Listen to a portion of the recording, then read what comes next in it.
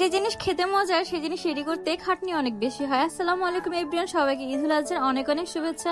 তা খাওয়া দাওয়া কেমন হলো এবং খাওয়ার পর আপনাদের অবস্থা কার কি তা অবশ্যই কমেন্ট করে জানান। আমার তো অবস্থা একদমই বেহাল, তারপরে কিছু করার নেই, মেয়েদের তো যেসব কাজ করার তা তো করতেই হবে, কি আর করা।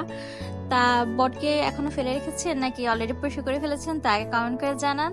তো যেহেতু আমি অলরেডি করে ফেলেছি তাই ভাবলাম কেননা প্রসেসিংটা আপনার সাথে ছোট আকারে শেয়ার করে ফেলি।